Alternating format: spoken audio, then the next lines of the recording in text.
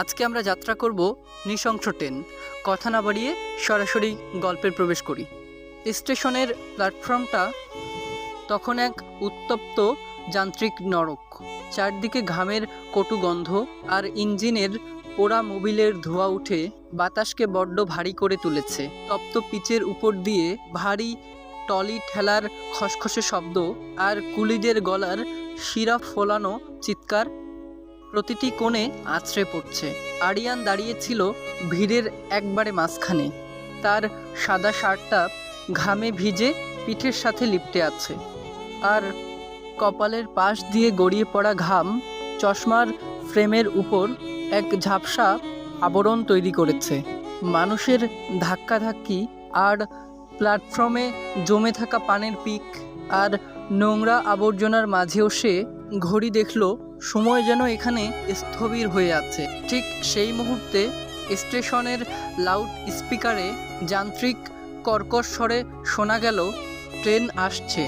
লোহার পাতের উপর চাকার ঘর্ষণে এক বিকট আর্তনাদ তুলে ট্রেনটা যখন প্ল্যাটফর্মে এসে স্থির হলো, তখন আগুনের হলকার মতো এক গরম ভাব চারপাশকে ঝাপসা করে দিল। আরিয়ান ভিড় ঠেলে ট্রেনের হাতল ধরার জন্য এগোতেই জানালার ওপাশে থাকা একজোড়া শান্ত চোখ এই বিভীষিকাময় ভিড়েও এক টুকরো শীতলতার মতো তার দিকে তাকিয়ে আছে। সে আরিশা। ঘামে ভেজা এই বিশৃঙ্খল স্টেশনে আরিশার উপস্থিতি যেন জ্বলন্ত মরুভূমির মাঝে একচিলতে মেঘের ছায়া। আরিয়ান ট্রেনের পা দানিতে পা রাখতেই অনুভব করল আর হৃদস্পন্দন এই স্টেশনের যান্ত্রিক কোলাহলকে ছাড়িয়ে এক ধ্রুপদী ছন্দে বাজতে শুরু করেছে। আরিয়ান তার সিট খুঁজে পেয়ে যখন বসল, তখন ট্রেনের কামরাটা কেবল কাঁপতে শুরু করেছে। বসার পর সে আর চোখে একবার দেখল তার সামনে বসা যাত্রীটিকে। আরিশা তখন একটা বইয়ের পাতা উল্টাচ্ছিল। সেই সাদা কাগজের খসখসে শব্দটা আরিয়ানের কানে এক অদ্ভুত সুরের মতো বাজছিল। আরিশার আঙ্গুলের অগ্রভাগ যখন বইয়ের মলাটটা আলতো করে স্পর্শ করছিল, আরিয়ান খেয়াল করলো তার নখের কোণে লেগে থাকা হালকা গোলাপি রঙের আভা। আরিয়ান নিজের ফোনটা হাতে নিল ঠিক, কিন্তু তার মনোযোগ ছিল জানালার বাইরে দ্রুত পিছিয়ে যাওয়া ল্যাম্পপোস্টগুলোর দিকে। ট্রেনের চাকার ছন্দময় শব্দ ঝনঝন করে একঘেয়ে সুরে বাজছিল। আরিশা যখন জানালার গ্লাসটা টেনে দেওয়ার জন্য হাত বাড়ালো, তখন তার হাতের রেশমি চুড়িগুলো মৃদু ঝংকার তুলল। সেই শব্দে আরিয়ান অনিচ্ছার সত্ত্বেও আরিশার দিকে তাকালো, আর ঠিক সেই মুহূর্তে তাদের চার চোখের এক পলকের মিলন হলো, যেখানে কোনো পরিচয় নেই, কেবল আছে এক গভীর কৌতূহল। ট্রেনটি যখন এক বিশাল ব্রিজের উপর দিয়ে যাচ্ছিল এবং চাকার শব্দটা নিচের জলরাশির সাথে মিলেমিশে এক গভীর গর্জনে রূপ নিল, তখন আরিয়ান জানালার বাইরে তাকিয়ে থাকা আরিশার উদ্দেশ্যে খুব মৃদুভাবে বলল, রাতের এই অন্ধকার রেললাইনগুলো কেন জানি খুব নৃশংস মনে হয়, তাই না? যেন তারা আমাদের জোর করে টেনে নিয়ে যাচ্ছে এক অজানা গন্তব্যে। আরিশা অবাক হয়ে জানালার বাইরে থেকে চোখ সরিয়ে আরিয়ানের দিকে তাকালো। জানালার ওপাশ থেকে আসা ঝোড়ো বাতাস তখন আরিশার কপালে লেপ্টে থাকা চুলের গোছাগুলোকে অবাধ্য করে তুলছে। সে কিছুটা সময় নিয়ে খুব ধীর লয়ে উত্তর দিল, নৃশংস হতে পারে, কিন্তু এই অনিশ্চয়তাটুকুই ভ্রমণের আসল সৌন্দর্য, যেখানে প্রতিটি বাঁক এক একটি রহস্য। আরিয়ান দেখল আরিশার চোখের মণি দুটো সেই মায়াবী নীলচে আলোয় আরও গভীর দেখাচ্ছে। সে আবারও প্রশ্ন করল, কিন্তু এই যে সব কিছু পিছনে ফেলে কেবল সামনের দিকে ছুটে চলা, এতে কি কোনো ক্লান্তি নেই? আরিশা এবার একটু ম্লান হেসে বইয়ের মলাটটা বন্ধ করে দিল। তার কণ্ঠস্বরে এক অদ্ভুত প্রশান্তি ছিল যখন সে বলল, ক্লান্তি তো তখনই আসে যখন আপনি গন্তব্য নিয়ে খুব বেশি চিন্তিত থাকেন। এই যে আমরা কেউ কাউকে চিনি না, অথচ এই ট্রেনের কামরায় কয়েক ঘন্টার জন্য একই গল্পের অংশ হয়ে গেছি। এই মুহূর্তটা কি নৃশংসতার চেয়ে বেশি রোমান্টিক নয়? আরিয়ান অনুভব করলো তার চারপাশের যান্ত্রিক শব্দগুলো দেয়াল ভেঙে এক অন্যরকম মায়ার জগৎ তৈরি হচ্ছে। তাদের কথার প্রতিটি শব্দ কামরার বাতাসের সাথে এক অদ্ভুত ছন্দে মিশে যাচ্ছিল। কথার এক পর্যায়ে আরিশা যখন তার কোলের উপর রাখা বইটির পাতা উল্টাচ্ছিল, তখন সাদা কাগজের ভাঁজ থেকে হঠাৎ বেরিয়ে এলো একটা নীল সবুজ ময়ূর পালক। কামরার সেই মায়াবী নীলচে আলোয় পালকের নীলচে সূক্ষ্ম আঁশ যেন এক অপার্থিব জ্যোতি ছড়াচ্ছিল। আরিয়ান সেদিকে খুব স্থির দৃষ্টিতে তাকিয়ে থেকে খুব নিচু আর মোলায়েম স্বরে জিজ্ঞেস করলো, এই ডিজিটাল আর যান্ত্রিক যুগেও এমন এক টুকরো অ্যানালগ শৈশব বয়ে বেড়ায়? আরিশা চোখ তুলে তাকালো। তার চাহনিতে ছিল এক গভীর টলটলে সারল্য। সে খুব আলতো করে পালকটির উপর আঙ্গুল বোলাতে বোলাতে বলল, জানেন, এই পালকটা আমাকে মনে করিয়ে দেয় কিছু জিনিসের সৌন্দর্য সময়ের সাথে মিলিয়ে যায় না। ছোটবেলায় যখন এটাতে তেল দিতাম আর ভাবতাম এর পাশে ছোট্ট একটা পালকের ছানা জন্ম নিবে, সেই বিশ্বাসটুকু ছিল বলেই হয়তো আজ আমি স্বপ্ন দেখতে জানি।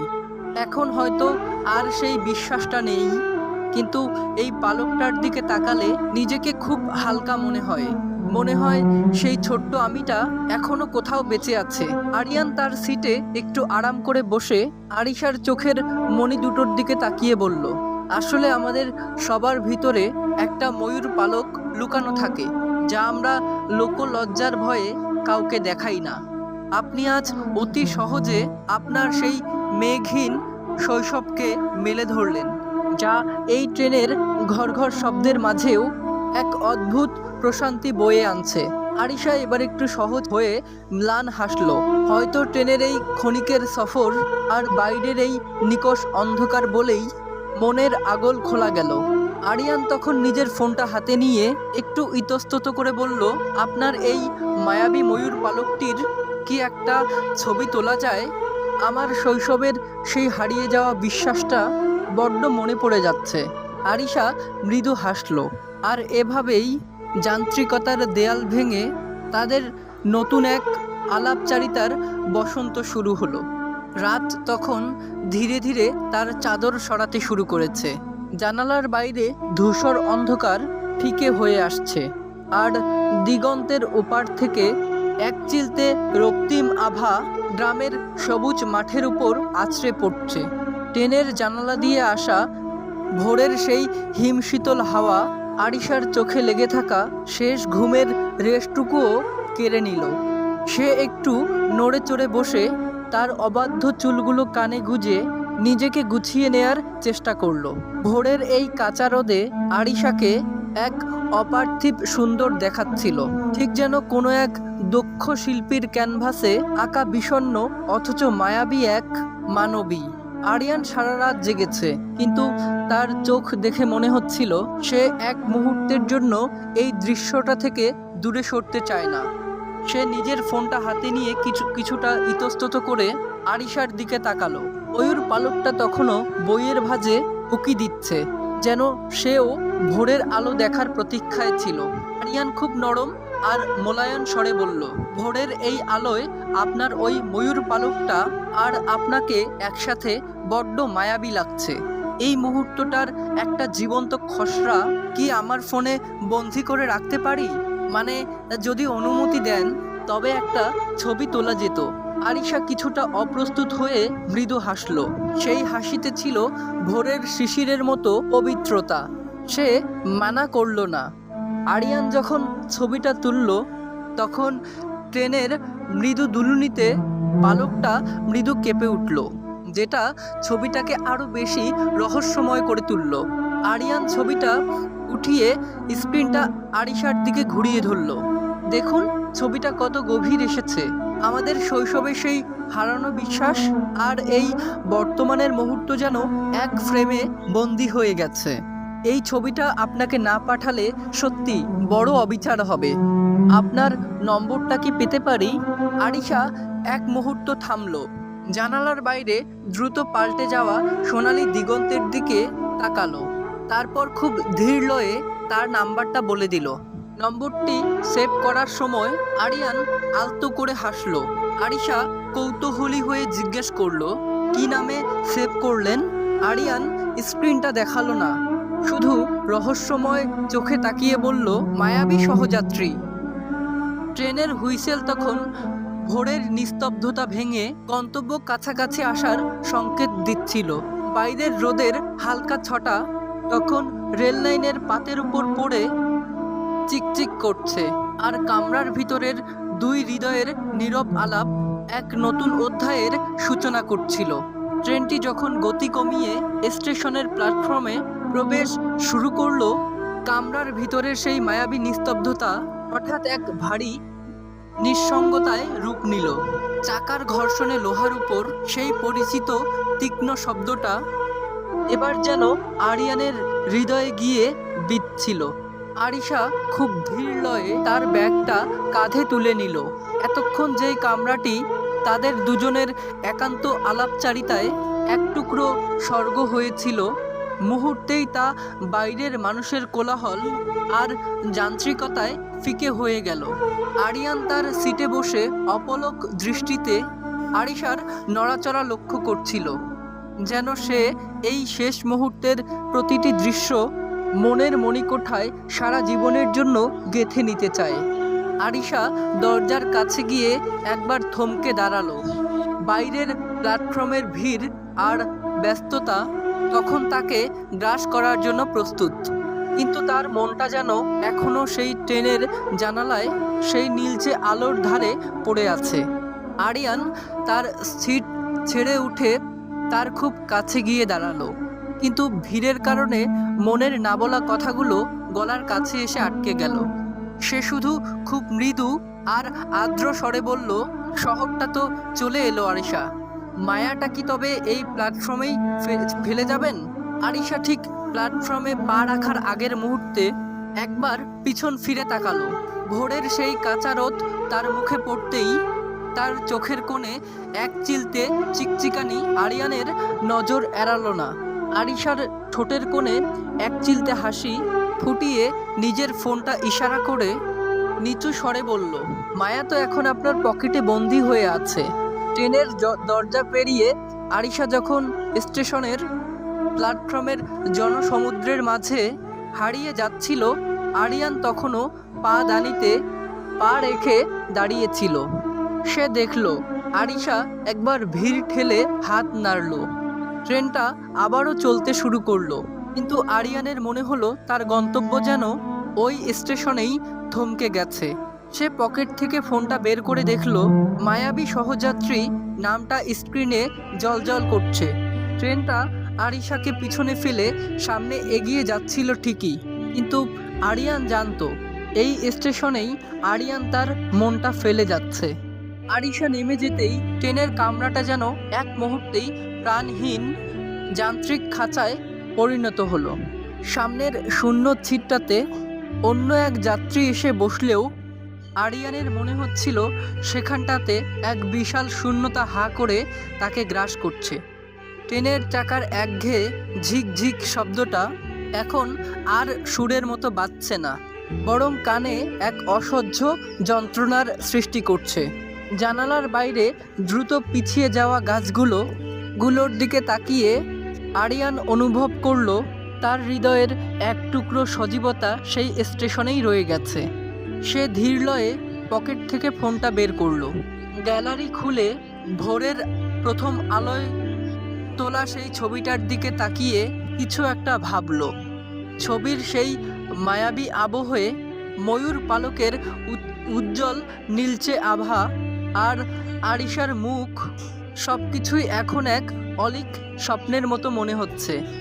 আরিয়ান জুম করে সেই ময়ূর পালকটা দেখল আর ভাবছিল কয়েক ঘন্টার যাত্রা মানুষের জীবনকে কিভাবে উলটপালট করে দিতে পারে। তা ভেবে আরিয়ান নিজের ভিতরেই নিজেই কুঁকড়ে যাচ্ছিল।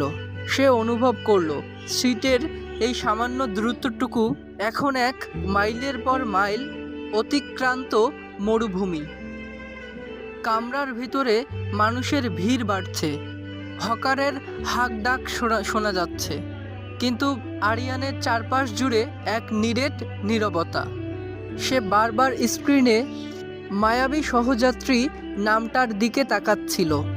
একবার মনে হচ্ছিল একটা মেসেজ লিখে পাঠায়, শহরটা কি খুব বেশি ভিড় মনে হচ্ছে, কিন্তু পরক্ষণেই এক অদ্ভুত জড়তা তাকে থামিয়ে দিচ্ছিল।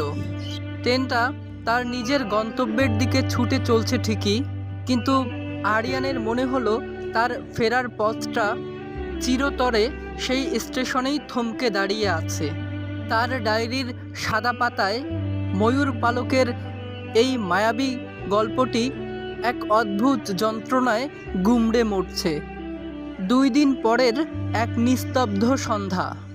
আরিয়ান তার মেসের জানালার পাশে আধো অন্ধকারে বসেছিল। সারা দিনের অফিসের ক্লান্তি আর শহরের যান্ত্রিক কোলাহল তাকে যেন এক ঘোরের মধ্যে ডুবিয়ে রেখেছে। টেবিলের উপর রাখা ল্যাম্পের হলুদ আলোটা স্থির হয়ে আছে তার ডায়েরির উপর। ঠিক সেই মুহূর্তে তার ফোনটা কেঁপে উঠল। সেই পরিচিত নাম, মায়াবী সহযাত্রী, উজ্জ্বল হয়ে ফোনের স্ক্রিনে ভেসে উঠল। আরিয়ানের বুকের ভেতরটা হঠাৎ এক তীব্র অথচ মিষ্টি কম্পনে কেঁপে উঠল, ঠিক যেন ট্রেনের চাকার সেই ছন্দময় শব্দ। সে ফোনটা কানে নিতেই ওপাশ থেকে ভেসে এলো আরিশার শান্ত আর স্নিগ্ধ কণ্ঠস্বর। কোনো ভূমিকা ছাড়াই নিচু আর আর্দ্র স্বরে বলল, আরিয়ান, আপনার কি মনে হয় ময়ূর পালকটা কি কাল রাতে সত্যি একটুখানি বড় হয়েছে? আরিশার কণ্ঠে এক অদ্ভুত মায়া ছিল, যেন সে কোনো গোপন রহস্য শেয়ার করছে। আরিয়ান এক মুহূর্ত কথা বলতে পারল না। সে শুধু অনুভব করছিল ফোনের উপাস থেকে আরিশার সেই মৃদু নিঃশ্বাসের শব্দ, যা শীতের রাতের কুয়াশার মতো তার কানে এসে লাগছে। আরিয়ান তার গলার স্বর যতটা সম্ভব স্বাভাবিক রেখে উত্তর দিল, আমি জানি না ওটা বড় হয়েছে কি না, তবে আমার মনে হচ্ছে ট্রেনের সেই জানালার ধারের আকাশটা আপনার ওই ঘরের জানালায় এসে ভিড় করেছে। ওপাশ থেকে আরিশার খুব সূক্ষ্ম এক চিলতে হাসির শব্দ শোনা গেল। সেই হাসির রেশটা আরিয়ানের নির্জন ঘরে সুরের মতো ছড়িয়ে পড়ল। আরিশা আবারও বলল, শহরটা বড্ড একঘেয়ে আরিয়ান। ট্রেনের সেই জানালা দিয়ে আসা বাতাসের ঝাপটা আর আপনার এই উদাস চোখ দুটোর কথা বড্ড মনে পড়ছে আজ। তাদের আলাপ ধীরে ধীরে সময়ের সীমানা পেরিয়ে যেতে লাগলো। আরিয়ান তার মেসের অন্ধকার ঘরে বসে অনুভব করল ফোনের ওপাশ থেকে ভেসে আসা এক একটি শব্দ যেন এক অদৃশ্য সুতা হয়ে তাকে আরিশার সাথে আষ্টে পিষ্টে বেঁধে ফেলছে। তারা কথা বলছিল ছোটবেলার বৃষ্টি আর যান্ত্রিক জীবনের ব্যস্ততা নিয়ে। আরিশার কথার কাঁপুনি আর কথার মাঝখানে নেমে আসা সেই দীর্ঘশ্বাস, সব কিছুই আরিয়ানের হৃদয়ে এক নতুন বসন্তের আমেজ তৈরি করছিল। রাতের গভীরতা বাড়ার সাথে সাথে তাদের কথোপকথন যেন ভোরের কুয়াশায় ঢাকা পথে রূপ নিল, যেখানে কোনো গন্তব্য নেই, কেবল আছে একে অপরের চোখের মায়ায় হারিয়ে যাওয়ার তীব্র আকুলতা। এভাবেই একটি ফোন কল আর ময়ূর পালকের গল্প ধীরে ধীরে দুটি হৃদয়ের প্রেমের কারণ হয়ে উঠতে লাগলো।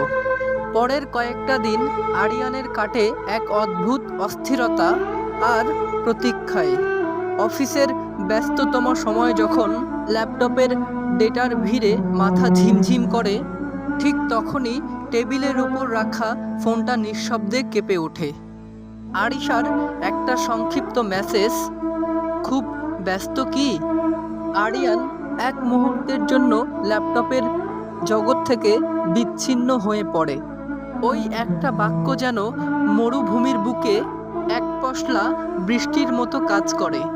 সে চারপাশের যান্ত্রিকতা ভুলে ধীর লয়ে টাইপ করে। ব্যস্ততা তো এই শহরের নিয়ম, তবে আপনার মেসেজটা যেন নিয়মের বাইরের এক টুকরো শান্তি। আরিশা ওপাশ থেকে নীল রঙের একটা হার্ট ইমোজির সাথে নিয়ম ভাঙতে মন্দ লাগে না।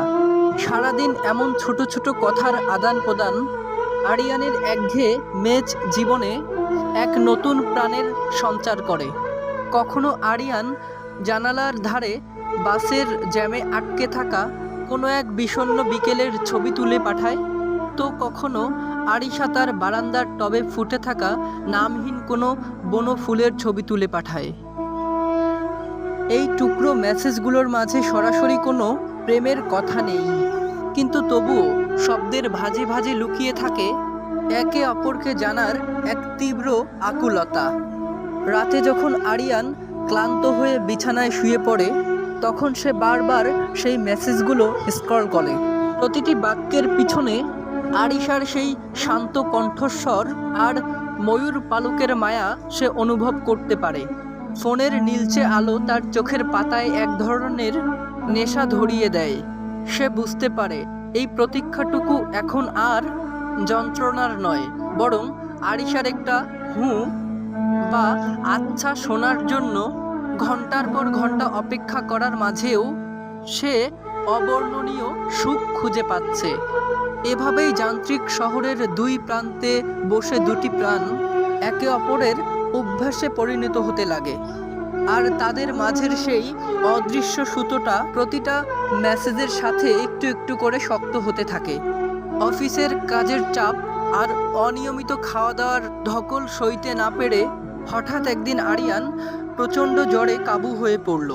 মেসের ছোট ঘরটাতে যখন সে একা পড়েছিল, তখন বাইরের তপ্ত দুপুরটা তার কাছে এক অন্ধকার গুহার মতো মনে হচ্ছিল।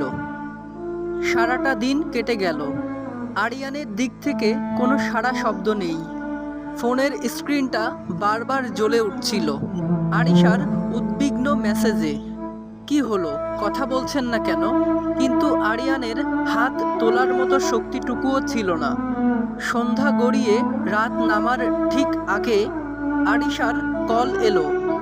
আরিয়ান খুব কষ্টে হাত বাড়িয়ে ফোনটা কানে নিতেই ওপাশ থেকে উৎকণ্ঠায় ভেজা একটা কণ্ঠ ভেসে এলো। কি হয়েছে আপনার? সকাল থেকে একটা মেসেজ নেই, কোনো খবর নেই। আপনি কি জানেন আমি কতটা ভয় পেয়েছি?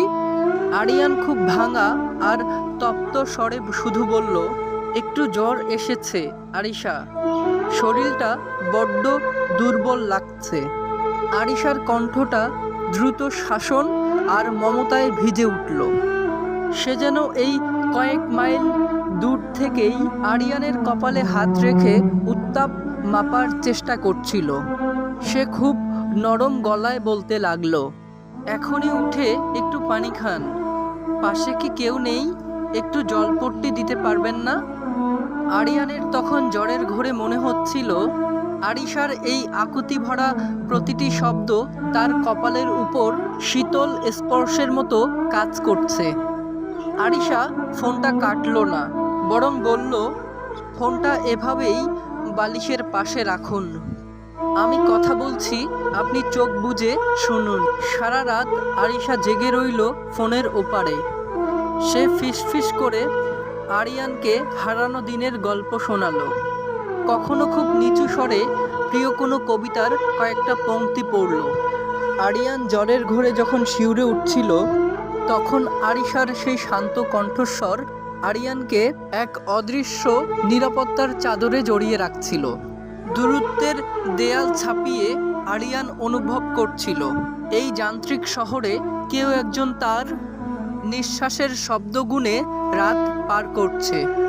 ভোরের আলো যখন জানালার গ্লাস দিয়ে আরিয়ানের মুখে এসে পড়ল, তখন তার জ্বর কমে এসেছে ঠিকই, কিন্তু আরিশার প্রতি সেই ভালো লাগার তৃষ্ণাটুকু এক গভীর ভালোবাসায় পরিণত হয়েছে। সে বুঝতে পারল শরীরটা তার মেসের বিছানায় থাকলেও তার সমস্ত অস্তিত্ব সেই এক টুকরো কণ্ঠস্বরের উপরে চিরকালের জন্য ঋণী হয়ে গেছে। এভাবেই এক রাতের অসুস্থতা আর অদৃশ্য সেবা তাদের সম্পর্কের মৌনতা ভেঙে এক অপার্থিব ভালোবাসার দিকে ঠেলে দিল। রাত তখন নিঝুম। আরিয়ান তার মেসের জানালা ধরে বাইরের অন্ধকারের দিকে তাকিয়ে আছে। ফোনের ওপাশে আরিশার স্নিগ্ধ আর শান্ত কণ্ঠস্বর আজ যেন একটু বেশি মায়াবী লাগছে। কথা বলতে বলতে হঠাৎ আরিশা কেমন আনমনা হয়ে গেল। সে খুব ধীর লয়ে বলতে শুরু করলো, জানেন আরিয়ান, আজ ডায়েরিটা পড়তে গিয়ে পুরনো একটা অসম্পূর্ণ কবিতা খুঁজে পেলাম। পড়তে পড়তে কেন যেন আমাদের সেই ট্রেন সফরের কথাটা বারবার মনে পড়ছিল। আরিয়ান নিঃশব্দে শুনছিল। আরিশা একটা দীর্ঘশ্বাস ছেড়ে কবিতার লাইনগুলো আউড়ে গেল। নিঝুম রাতের ওই রেলগাড়িটা যখন মেঠো পথে, অচেনা তুমি এলে আমার মনে স্নিগ্ধ আলোতে, অবাধ্য চুল আর মায়াবী হাসি, জানালার নীল চাদর অজান্তেই হৃদয়ে দিয়ে গেল মায়ার এক গভীর আদর। বইয়ের ভাজে থাকা সেই ময়ূর পালক আর ছোঁয়াছুঁই মন, নিজেরই অজান্তে হৃদয়ে হলো এক নিপুণ দাবি, অতি আপনজন। শেষের দিকে এসে আরিশার কণ্ঠটা একটু কেঁপে উঠল। সে থমকে গেল। আরিয়ান খুব নিচু স্বরে জিজ্ঞাসা করল, থেমে গেলেন কেন? শেষ লাইনটা কি? আরিশা উপাস থেকে অস্ফুট স্বরে বলল, বাকিটা আর লেখা হয়নি। অসম্পূর্ণ কবিতা তো, তাই শেষটা ঠিক মিলাতে পারছি না। আরিয়ান জানালার ওপাশে জেগে থাকা সেই ধ্রুব তারার দিকে তাকিয়ে বুকের সবটুকু জমিয়ে রাখা সাহস আর মায়াভরা কণ্ঠে বলতে লাগলো, কবিতার শেষ লাইনটা বোধহয় এমন হওয়া উচিত ছিল, ট্রেনের সফরটা শেষ হলেও আমাদের হাটটা যেন আর কখনো আলগা না হয়। আরিশা, অসম্পূর্ণ এই কাব্যটাকে কি সারা জীবনের জন্য পূর্ণতা দেয়া যায় না? ফোনের উপাশে হঠাৎ এক দীর্ঘ নীরবতা নেমে এলো। আরিয়ান অনুভব করছিল আরিশার সেই তপ্ত নিঃশ্বাসের আর তার মনের ভিতরের অস্থিরতা। সেই নীরবতাটুকু ছিল হাজারো শব্দের চেয়ে বেশি রোমান্টিক। কিছুক্ষণ পর আরিশা খুব লজ্জা মেশানো আর কাঁপা কাঁপা স্বরে বলল, আপনি বড় অদ্ভুতভাবে সব এলোমেলো করে দিতে পারেন। আরিশার সেই মিষ্টি কোমলময় কণ্ঠ যেন আরিয়ানের কাছে শত শত ময়ূর পালকের চেয়ে বেশি সুখকর মনে হলো। সেই গভীর রাতের সেই ছোট মেসটা আর ফোনের ওপাশ থেকে ভেসে আসা লাজুক হাসি, সব মিলিয়ে যেন এক অঘোষিত প্রেমের শুরু হলো। সেই মায়াবী রাতের পরদিন সকাল থেকেই আরিয়ানের ফোনটা নিরেট পাথরের মতো স্তব্ধ হয়ে রইল। আরিশা শুরুতে ভেবেছিল চার্জ ফুরিয়েছে অথবা অফিসের কোনো জরুরি মিটিংয়ে আছে সে, কিন্তু দুপুর গড়িয়ে বিকেল হলো, বিকেল ছাপিয়ে সন্ধ্যা এলো, তবুও আরিয়ানের ফোন আর খুলল না। আরিশার পাঠানো মেসেজগুলোর পাশে কেবল একটি ধূসর টিকচিহ্ন ভেসে থাকলো। আরিশা শুরুতে অবাক হয়েছিল, তারপর হয়েছে অভিমান, তারপর যত রাত বাড়ল সেই অভিমান রূপ নিল তীব্র আতঙ্কে। পরবর্তী কয়েকটা দিন আরিশার জীবন এক অদ্ভুত যান্ত্রিকতায় বন্দী হয়ে গেল। সে পাগলের মতো প্রতি 5 মিনিট অন্তর ফোন চেক করত। একসময় সে মেসেজ দেয়া বন্ধ করে দিয়ে তার সেই একলা ডায়েরিটা নিয়ে বসলো। সে ডায়েরির পাতায় লিখতে শুরু করলো, তাদের সেই প্রথম দেখার দিনটা থেকে শুরু করে সেই অসম্পূর্ণ কবিতার রাত পর্যন্ত। আরিশার যাপিত জীবনের প্রতিটি মুহূর্তে আরিয়ান কিভাবে অক্সিজেনের মতো মিশে গিয়েছিল তা সে এখন প্রতিটা নিঃশ্বাসে অনুভব করছিল। তার সেই নিস্তব্ধ ঘরে যখন সে একা বসে থাকত, তখন ময়ূর পালকটার দিকে তাকালে তার বুক ফেটে কান্না আসতো। মনে হতো তবে সেই স্বপ্নের মতো সুন্দর রাতটি কেবল মরীচিকা ছিল। আরিয়ানবিহীন দিনগুলোতে আরিশা একতরফা সংলাপে অভ্যস্ত হতে লাগলো। সে আরিয়ানের বন্ধ নাম্বারে তার প্রতিদিনের ছোট ছোট ঘটনা লিখে পাঠাতে লাগলো। সে লিখত, আরিয়ান, আজ আকাশে খুব মেঘ জমেছে, আপনি থাকলে হয়তো বলতেন সেই ট্রেনের জানালার আকাশটা আমার ছাদে নেমে এসেছে।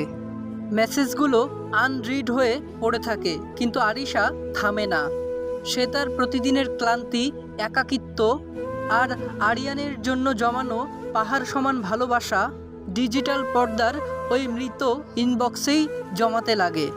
আরিশার এই নীরব হাহাকার আর উত্তরহীন প্রতীক্ষার মাঝে কয়েক সপ্তাহ কেটে গেল, কিন্তু আরিয়ানের ফোন এক মুহূর্তের জন্য জ্বলে উঠল না। শহরটা তার আপন গতিতে চললেও আরিশার জীবনটা যেন সেই এক বার্তার সুইচ অফ অপেক্ষার জন্য থমকে রইল। একে একে পার হওয়া প্রতিটি সেকেন্ড তাকে এই যন্ত্রণাই দিচ্ছিল যে মায়াবী সেই সহযাত্রী কি শুধু এক স্টেশনের সঙ্গী ছিল। আরিয়ানবিহীন দিনগুলো আরিশার জীবনে এক দীর্ঘস্থায়ী মৌনতা নিয়ে এলো। শুরুর দিকে ফোনের স্ক্রিনে তাকিয়ে যেই ছটফটানি ছিল, তা ধীরে ধীরে এক গভীর শান্ত বিষাদে রূপ নিল। আরিশা এখন আরিয়ানের বন্ধ নাম্বারে মেসেজ পাঠায় না।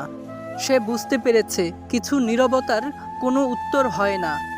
এর পরিবর্তে সে একটি নীল মলাটের ডায়েরি কিনল। প্রতিদিন রাতে তার নিস্তব্ধ ঘরে আরিয়ানকে না বলা কথাগুলো তার ডায়েরিতে লিখতে শুরু করলো। প্রতিটি চিঠির শেষে সে লিখত, আপনি যেখানেই থাকুন, আমার এই শব্দগুলোর হাহাকার কি আপনাকে ছোঁয় না? এভাবেই ডায়েরির পাতাগুলো তার একতরফা সংলাপের সাক্ষী হয়ে রইল। ধীরে ধীরে আরিশার সেই গদ্যময় চিঠিগুলো ছোট ছোট ছন্দময় কবিতায় রূপ নিতে লাগলো।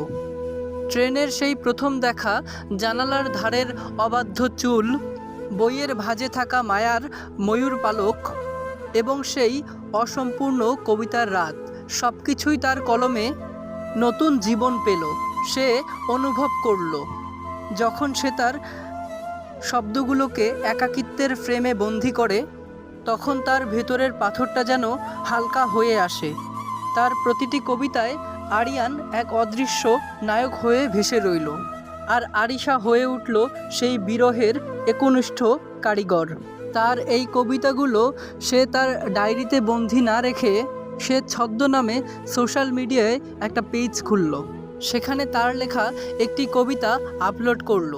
অবিশ্বাস্যভাবে কয়েক ঘন্টার মধ্যে তার সেই লেখাটি হাজার হাজার মানুষের কাছে পৌঁছে গেল। অচেনা শত শত মানুষ সেই কবিতার নিচে মন্তব্য করতে লাগলো। কেউ কান্নার ইমোজি পাঠালো, কেউ বা নিজের হারিয়ে যাওয়া জীবনের সাথে আরিশার কথাগুলো মেলালো। আরিশা আড়াল থেকে দেখল তার ব্যক্তিগত যেই বিষাদ সে এতদিন বয়ে বেড়াচ্ছিল, তা আসলে এই শহরের অজস্র মানুষের যাপিত জীবনের গল্প। অল্প কয়েকদিনের মধ্যেই সেই ছদ্মনামী পেজটি এক বিশাল পাঠক গোষ্ঠীর কেন্দ্র হয়ে উঠল।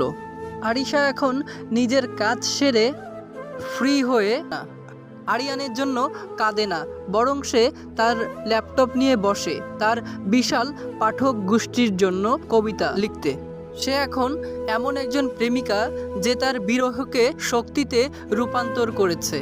তার লেখাগুলো এখন মানুষের ফোনে ফোনে ঘোরে, আবৃত্তিকররা তার কবিতায় কণ্ঠ দেয়। আরিশা এখন অনেক বেশি ধীর স্থির এবং আত্মবিশ্বাসী। সে বুঝতে পেরেছে প্রেম কেবল পাওয়ার নাম নয়, কাউকে হারিয়েও তাকে শব্দের মাঝে অমর করে রাখা যায়। তবে এত সাফল্যের মাঝেও ডায়েরির যখন সে প্রথম পাতাটা উল্টায়, সেই রাতের অসম্পূর্ণ কবিতাটি যেখানে লেখা ছিল, এখনও তার হাত দুটি কেঁপে ওঠে। হাজার মানুষের ভালোবাসা পেলেও তার অবচেতন মন এখনও কোনো এক অজানা স্টেশনে এখনও সেই মায়াবী সহযাত্রীর জন্য এক ফোঁটা চোখের জল আর ব্যাকুলতা জমা করে রাখে। আরিশা এখন সবার পরিচিত লেখক, কিন্তু তার মনের গহীনে এখনও সে সেই মেয়েটি হয়েই আছে। সে এখনও বিশ্বাস করে একবার হয়তো আরিয়ানের ফোনের স্ক্রিনটা জ্বলে উঠবে এবং কবিতার শেষ লাইনটা পূর্ণতা পাবে।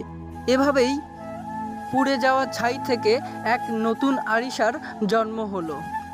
অনুরোধ করছি কেউ চলে যাবেন না।